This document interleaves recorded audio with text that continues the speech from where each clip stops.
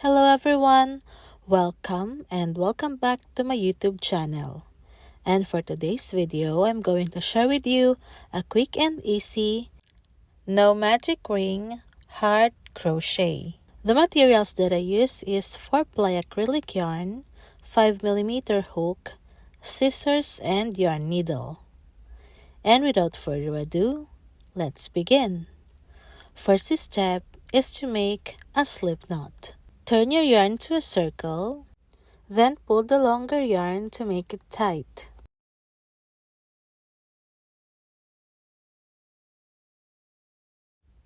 Insert the hook and pull the slip knot to make it tight.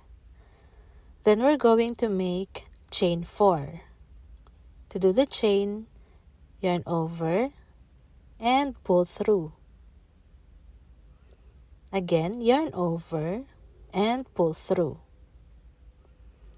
Yarn over and pull through. Then last, yarn over and pull through. In total, we will do 4 chains.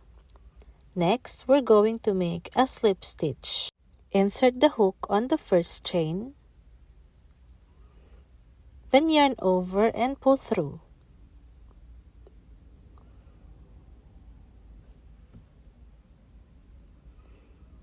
So now, this is what we call our ring.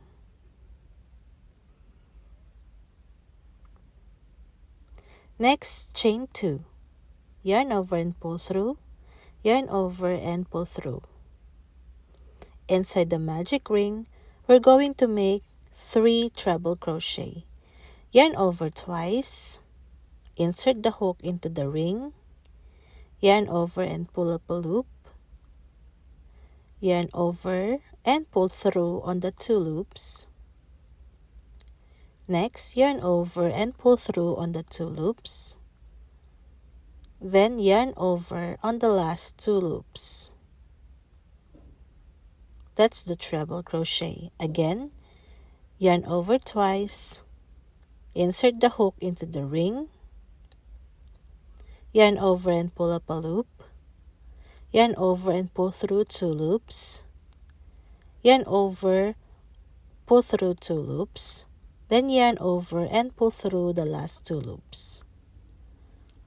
Again, yarn over twice. Insert the hook into the ring. Yarn over and pull up a loop. Yarn over and pull through 2 loops. Yarn over and pull through 2 loops. And yarn over and pull through 2 loops.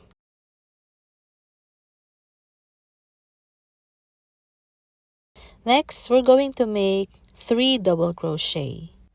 To do the double crochet, yarn over and insert the hook into the ring.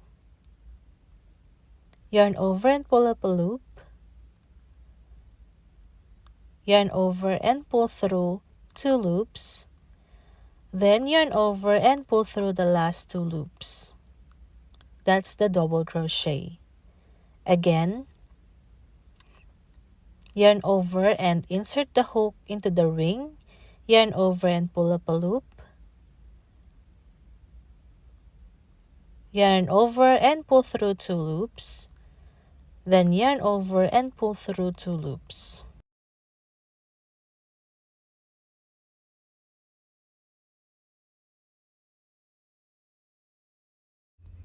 Last double crochet, yarn over and insert the hook into the ring. Yarn over and pull up a loop.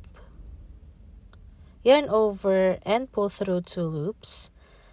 Then yarn over and pull through 2 loops. So this is the half part of the heart. Next, chain 1.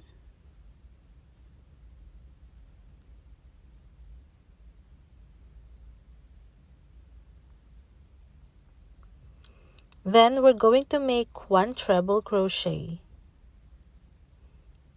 Yarn over twice. Insert the hook into the magic ring or insert the hook into the ring.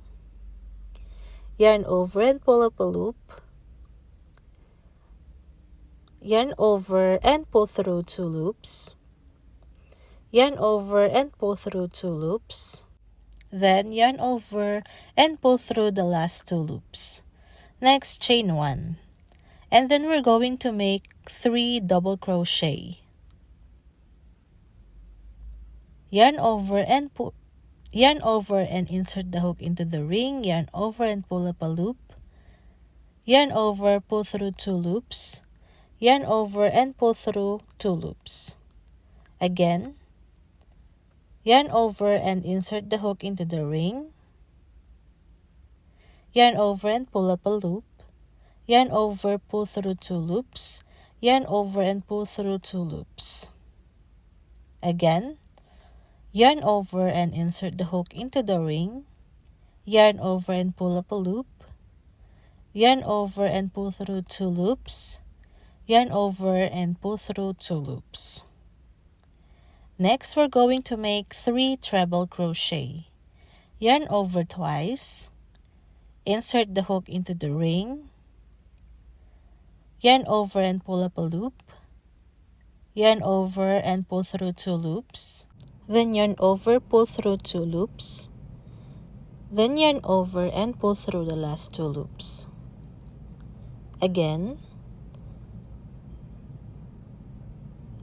yarn over twice, insert the hook into the ring, yarn over and pull up a loop, yarn over, pull through 2 loops, yarn over and pull through 2 loops, then yarn over and pull through the last 2 loops. Again, yarn over twice, insert the hook into the ring, yarn over and pull up a loop, yarn over, pull through 2 loops, yarn over, pull through 2 loops, then yarn over and pull through 2 loops. Then last, make 2 chains. Yarn over, pull through, yarn over and pull through. Then lastly, to complete the heart, next is to make a slip stitch inside the ring. Insert the hook into the ring, yarn over and pull up a loop, then pull through. Then next is chain 1, then fasten off the excess yarn.